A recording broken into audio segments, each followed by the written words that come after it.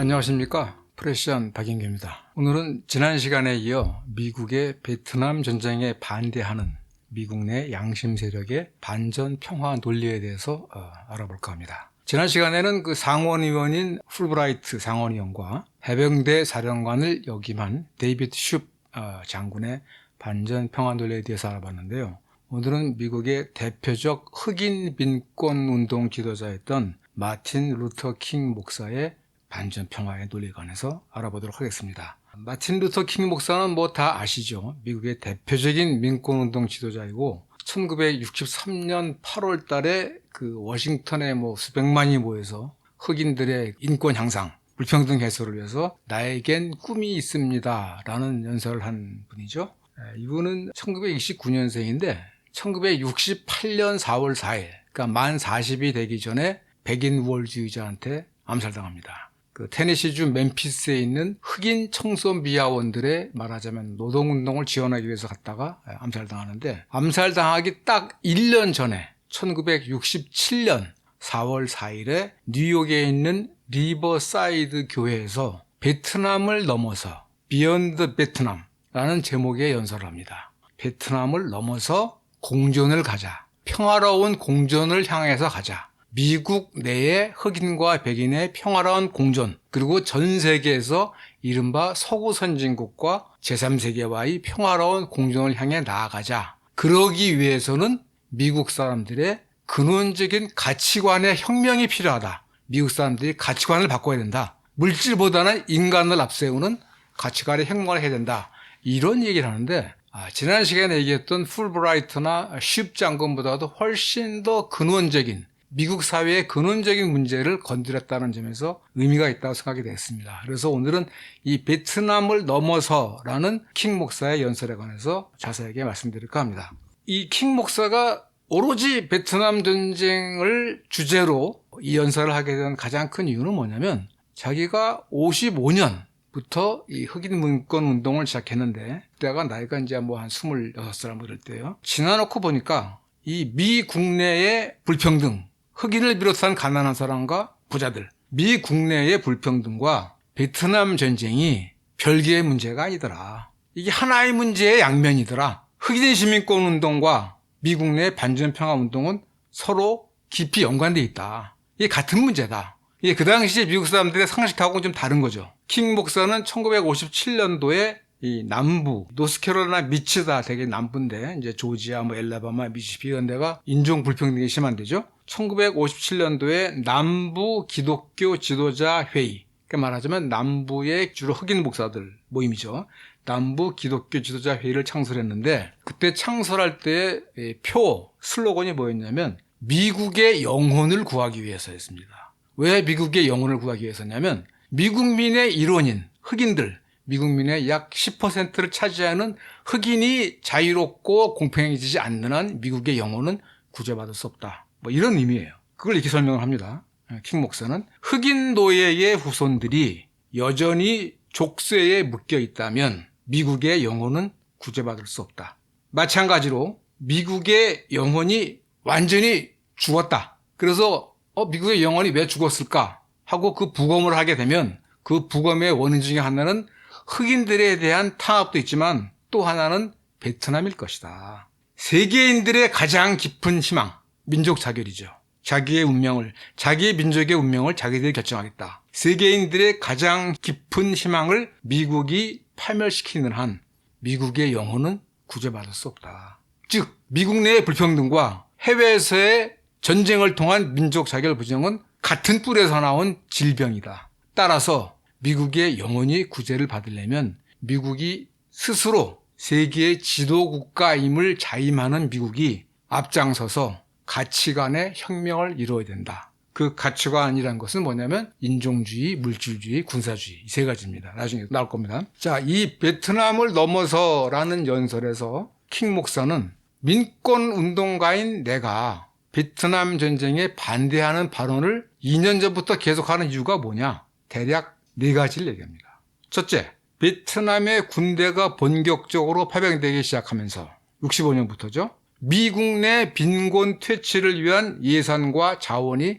크게 줄었다. 즉 자원 배분이 왜곡됐다. 그러니까 원래 존슨 대통령은 위대한 사회를 내세워서 흑인들에게 투표권을 줬을 뿐만 아니라 여러 가지 사회보장, 흑인들과 가난한 사람들을 위한 주거, 교육, 의료 이런 문제를 확충하려고 그랬어요. 그런데 군사비에 먼저 돈을 쓰다 보니까 가난한 사람들을 위한 예산과 자원이 왜곡됐더라. 둘째, 더 중요한 건 뭐냐면 이 베트남에 파병돼서 전쟁을 하는 병사들 중에 흑인들의 비율이 예외적으로 높다. 가난하고 배우지 못한 흑인들의 비율이 예외적으로 높다. 대략 흑인들이 전체 인구의 10%라고 하는데 실제로 파병된 군인 중에 약 한 25%? 하여튼 두세 배가 넘는다고 그래요. 그리고 실제로 그 중에서 파병된 군인 중에서 한 10%만이 전투에 나가는데 흑인이 많았다는 겁니다. 그러면서 뭐라고 그러냐면 킹 목사는 뉴욕의 할렘이나 조지아주, 주저지가 인종차별이 심하죠. 에서는 흑백 차별을 느끼고 자유를 못 느끼고 있는 젊은이들이 저 머나만 동남아에 가서 자유를 선사하겠다고 흑인들과 함께 베트남 사람들을 죽이고 있다. 흑인들은 자기 나라에서도 자유를 못 누리고 있는데 베트남이라는 알지도 못하는 나라에서 그들에게 자유를 선사한다는 이름으로 실제로는 대부분 그들을 죽이고 있다. 가난한 사람들이 이토록 잔인하게 조종당하는 현실 앞에서 나는 침묵을 지킬 수 없었다. 우선 흑인이 많이 징병당하는 것도 불공정하고 국내에서는 자유를 못 누리는 흑인이 자기도 모르는 외국 나라에 나가서 자유를 준다? 웃기는 이야기다. 공정하지 않다. 세 번째는 폭력의 문제입니다. 자기는 간디의 비폭력 불복종 또는 비폭력 저항의 해상을 받아서 민권운동도 평화적으로 해야 된다. 백인들의 명령을 일방적으로 받아들이진 않겠지만 불복종하지만 그러나 비폭력이다. 평화적으로 싸워야 된다라고 얘기를 했는데 전 세계에서 미국 정부가 가장 폭력을 많이 행사하더라. 그러니까 많은 흑인 젊은이들이 물어본다.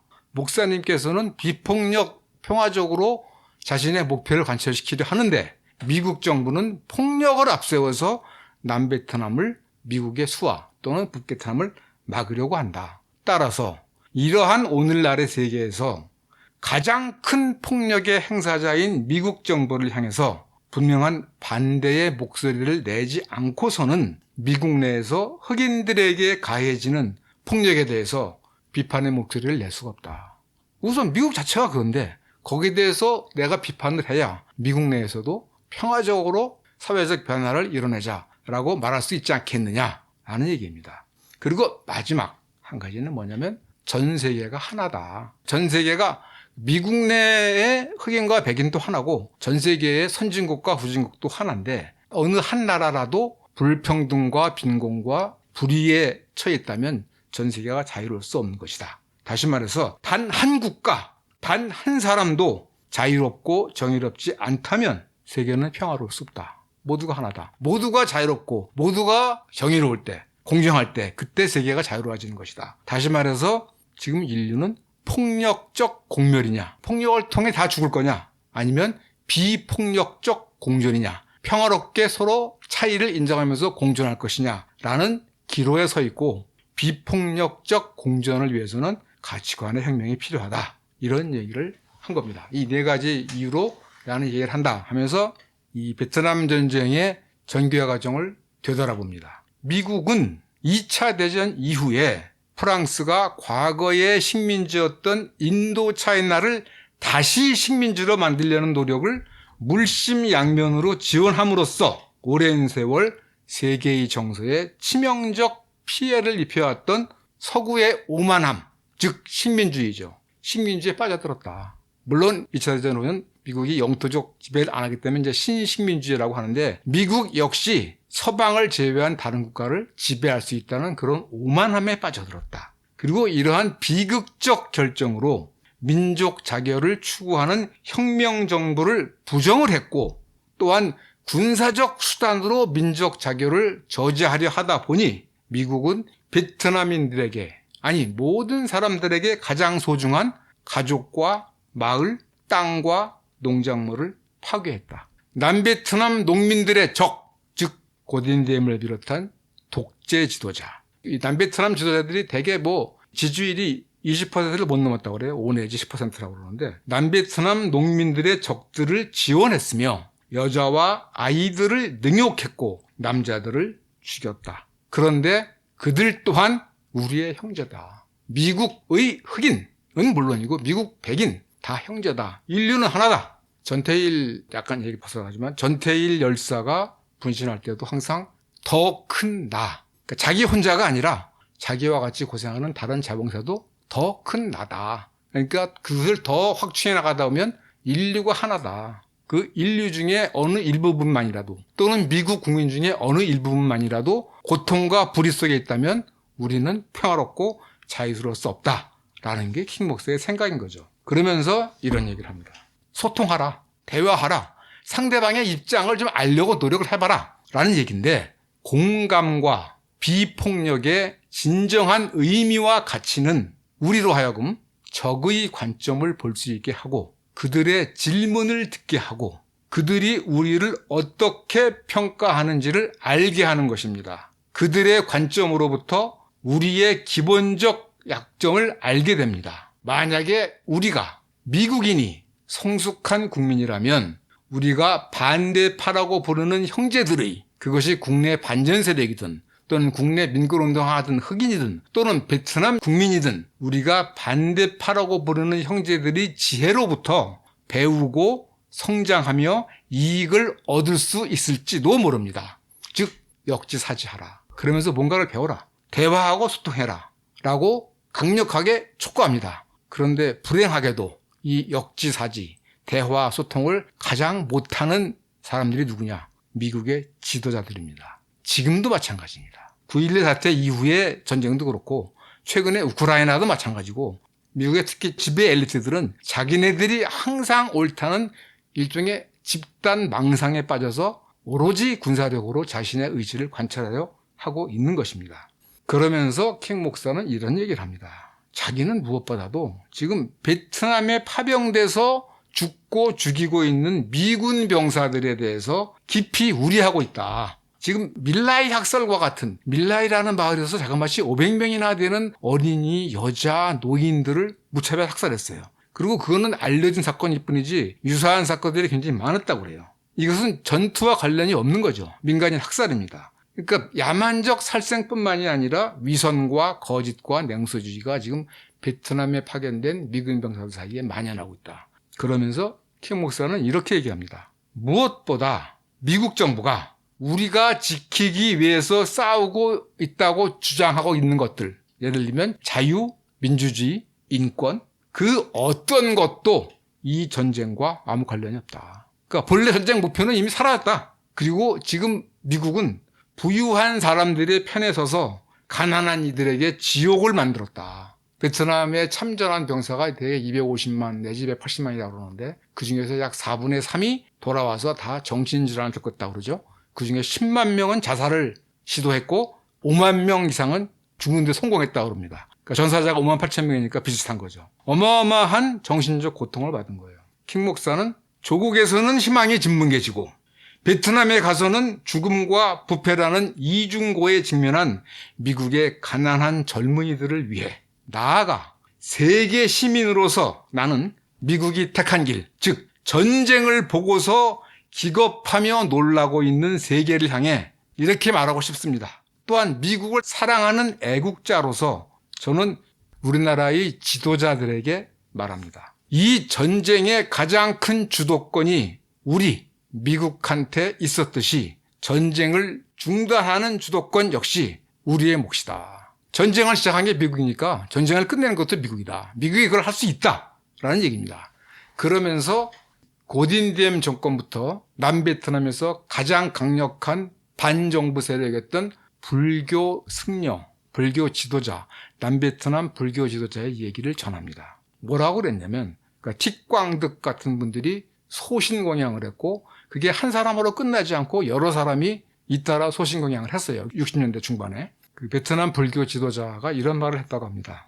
군사적 승리의 가능성은 그토록 주도 면밀하게 계산하는 미국인들이 그 과정에서, 즉 전투를 하는 과정에서 자신들이 깊은 도덕적, 정치적 패배를 겪고 있음을 깨닫지 못하고 있음은 기이한 일이다. 이제 미국의 이미지는 결코 다시는 혁명, 자유, 민주주의 그런 것이 되지 못할 것이다. 앞으로는 폭력과 군사주의의 이미지만이 남을 것이다. 앞으로는 미국 하면 폭력, 군사주의 이런 것만 남을 거라는 겁니다. 이 말에 이어서 킹 목사는 지금 세계가 지금 미국의 성숙함을 요구한다. 베트남에서의 미국의 모험이 애초부터 옳은 일이 아니었음을 인정하는 것, 베트남 사람들의 삶에 해를 끼쳤음을 인정하는 것, 현재의 방식에서 급격히 방향을 트는 것, 즉 비극적 전쟁을 끝내는 것, 이게 지금 미국이 해야 할 일이다. 그게 미국인들이 성숙했음을 보여주는 증거다. 그런데 결국은 베트남 전쟁을 미국 지도자가 시작했고 그 다음에 애초 미국 지도자가 말했던 자유와 민주주의와 인권과 평등을 남베트남에게 주지 못했으므로 우리가 잘못했다, 실수했다 라는 걸 인정을 하고 전쟁을 빨리 끝내라. 그게 바로 미국이 세계 속에서 말하자면 선한 국가로 인정받는 길이다 라고 킹 목사가 얘기했지만 그로부터 지금 60년 가까이 지난 지금까지도 사실 미국은 받아들이지 않고 있죠. 미국이 이 군사주의를 버릴 수 없는 이유는 무엇일까? 킹 목사는 그때까지만 해도 미국이 달라질 수 있다는 희망을 가졌던 거예요. 그런데 킹 목사는 이렇게 얘기합니다. 이 베트남 전쟁이라는 거는 미국의 영혼의 질병이 더욱더 심각해지고 있다는 징후이다. 근데 그 영혼의 질병의 원인은 뭐냐?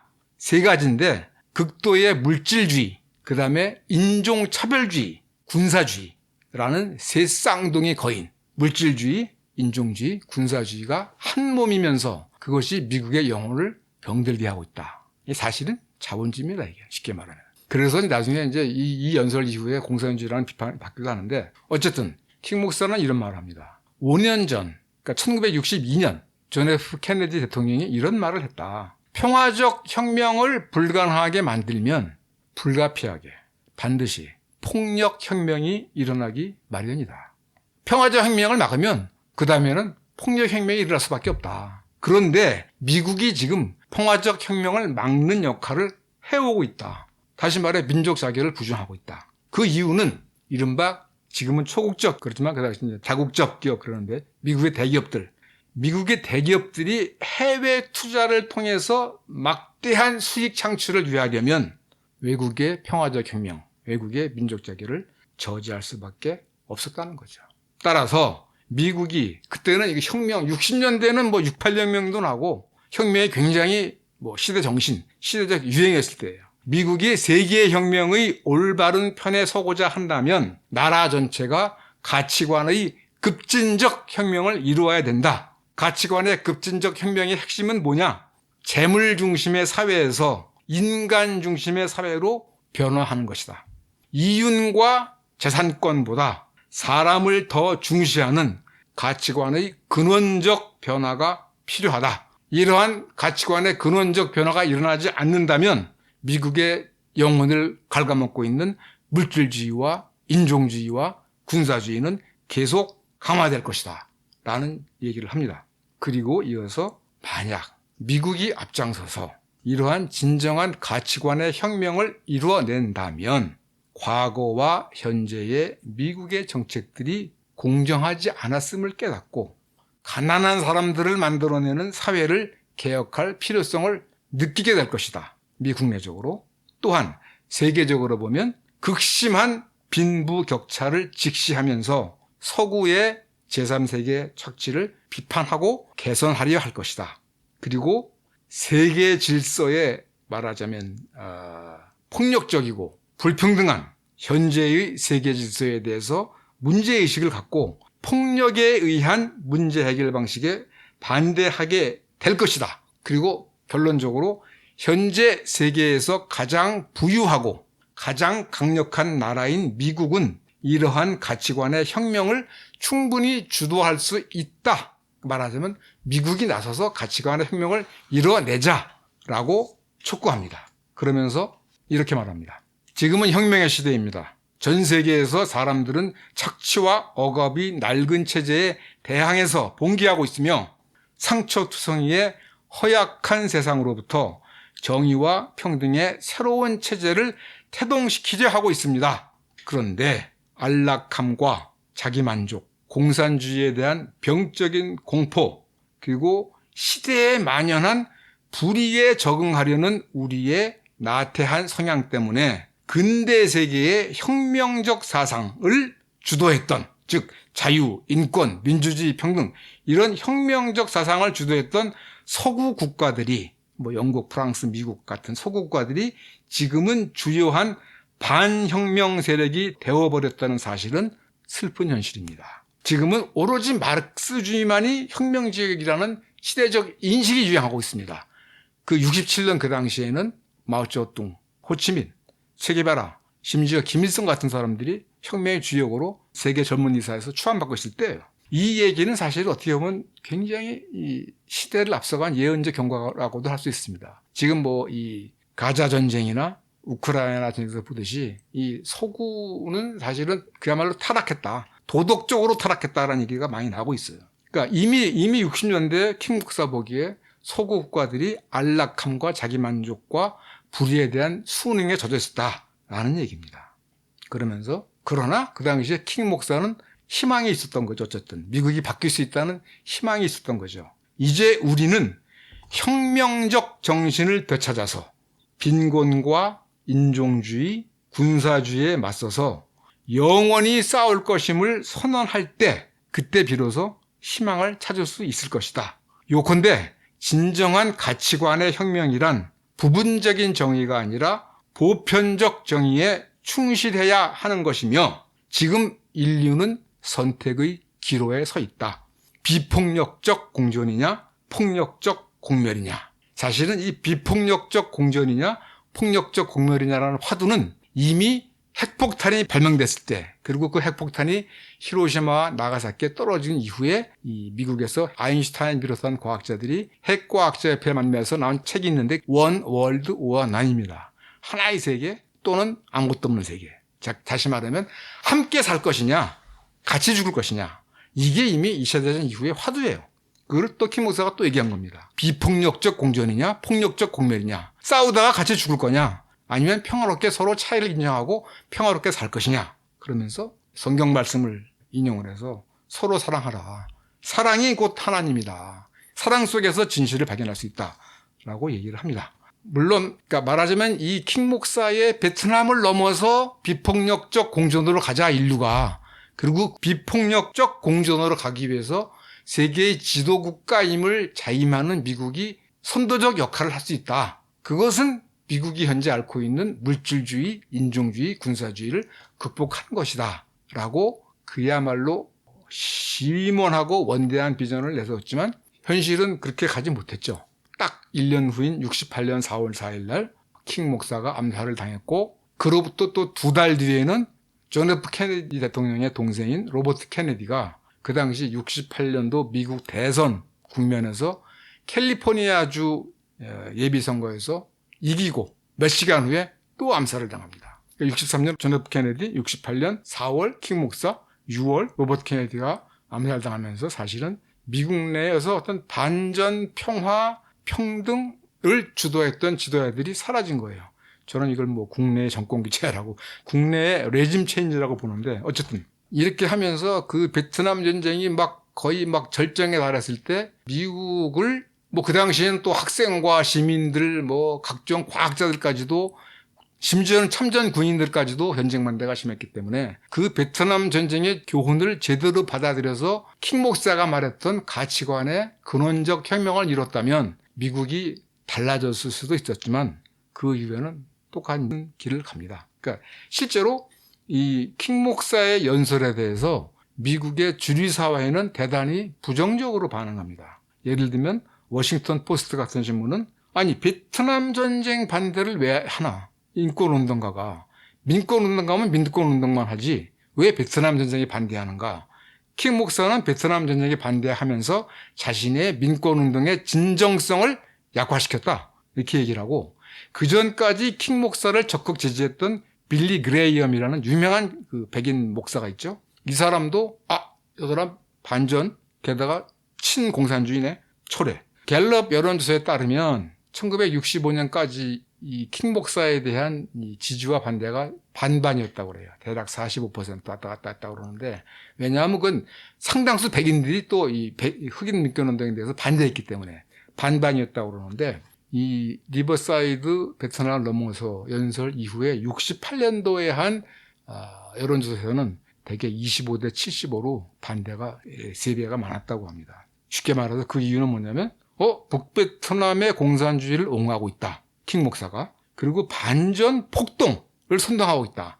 그 당시에 그 학생들의 반전 시위가 폭력 시위로 바뀌기도 했는데, 그것은 학생들이 폭력적이어서라기보다는 경찰의 과잉 진압 때문이었지만 상당수 미국 백인들, 대략 한 2대1 정도로 학생들을 비판했다고 합니다. 마지막으로 흑인 민권운동과 베트남 전쟁이 무슨 관련이 있는가, 왜 민권운동가가 전쟁에 반대하는가 라는 반응이었답니다. 이게 말하자면 미국이라는 나라가 바뀌지 않은 가장 큰 일이라고 생각됩니다. 킹 목사는 미국 내 흑인들의 어려운 이유와 미국이 외국에 나가서 베트남 사람들의 민족 자기를 군사력으로 엉두르는 것은 같은 뿌리다, 같은 문제의 다른 면이다라고 얘기했지만, 대다수 미국인들은 민권운동과 반전운동은 서로 다른 것이다, 그렇게 생각했다는 겁니다. 사실 국내의 불평등 억압과 대외전쟁은 미국뿐만 아니라 모든 나라에서 긴밀한 관계에 있습니다. 미국이 1898년도에 미국 스페인 전쟁 이후로 대외 팽창에 나선 이유는 뭐냐면, 미 국내의 경제적 불평등을 안에서는 그대로 온전한 채 그 밑바닥 약 80%에 이르는 가난한 사람들의 불만을 잠재우기 위해서는 계속 팽창을 한 겁니다. 팽창을 해서 거기서 얻어들이는 어떤 경제적 잉여의 일부를 던져주면서 이 말하자면 사회의 갈등, 가난한 자들의 불만, 그거를 잠재워 왔던 거죠. 그러다가 이제 2001년 9.11 이후는 사실은 그런 사회적 안정, 가난한 사람들의 어떤 이 불만 해소라기보다는 2001년 9.11 이후에는 전쟁 자체가 목표가 됐다고 볼 수 있습니다. 전쟁 자체가 돈을 벌게 해주니까. 에너지 산업, 방위 산업, 이런 데들은 전쟁을 하면 돈을 버니까. 실제로 베트남 전쟁 때 그렇게 많은 미국인들이 희생했지만 역시 방위 산업체는 엄청나게 많은 돈을 법니다. 말하자면 미국의 군사주의는 그 뒤에도 계속된 거죠. 지금까지 제가 베트남 전쟁에 관해서 한 11번 정도 좀 길게 말씀을 드렸는데, 그 이유는 한국 전쟁을 계기로 완성된 미국의 군사주의, 전 세계에 대한 군사주의, 또는 워싱턴 룰, 미 군사력의 해외 배치, 군사력의 행사, 그에 따른 미국의 국가 목표의 관철, 이런 것들이 한국 전쟁을 계기로 완성이 됐고, 베트남 전쟁을 계기로 일단 파탄납니다. 사실상 무너집니다. 그리고 그게 이제 90년도, 91년도 걸프전 때 다시 복원이 되는데, 어쨌든 이 베트남 전쟁, 한국 전쟁과 베트남 전쟁이라는 거는 어떻게 보면 공산주의, 특히 중국 공산주의의 팽창을 막기 위해서 벌인 건데, 한국 전쟁 끝나고 나서는 성공한 듯이 보이나 54년부터 베트남 전쟁에 직접 개입하면서 결국 실패를 하죠. 그리고 미국의 군사주의란 것도 크게 흔들립니다. 가장 큰 원인이 뭐냐면 미군들이 안 싸워요. 탈영자가 엄청나게 많고, 심지어 한 4분의 1 정도가 단기든 장기든 탈영을 했다고 하니까, 특히 69년 이후 닉슨이 정권 잡은 이후엔 그랬다고 그러는데, 그런 부분들. 그리고 이제 또 하나는 지금 킹 목사와 같은, 또는 풀브라이트 상원의원 같은, 데이비드 슈 장군 같은 이런 반전 평화의 논리들이 굉장히 적절히 났고, 국민들이 또 적절 반대하기도 했습니다. 그럼에도 불구하고 물론 미국을 바꾸지는 못했으나 국민들의 전쟁에 대한 이 관심과 참여와 반대가 많았던 전쟁이기도 했기 때문에, 그것이 이제 미국의 실상을 보여주는데 중요한 한 사례라고 생각이 돼서 길게 말씀을 드렸고, 다음 시간에는 이제 마지막으로 전쟁에 저항하는 미군 병사들, 심지어 이제 베트남 전쟁에 참여한 군인들이 전쟁에 반대하는 퇴역 군인들의 모임, 이런 걸 만듭니다, 사실. 그래서 다음에는 특히 69년도 이후에 미국의 이 베트남 전쟁 개입이 어떻게 망가져 가는가, 쓰러져 가는가에 관해서 알아보도록 하겠습니다. 오늘 얘기는 여기서 끝내도록 하겠습니다. 지금까지 들어주셔서 감사합니다.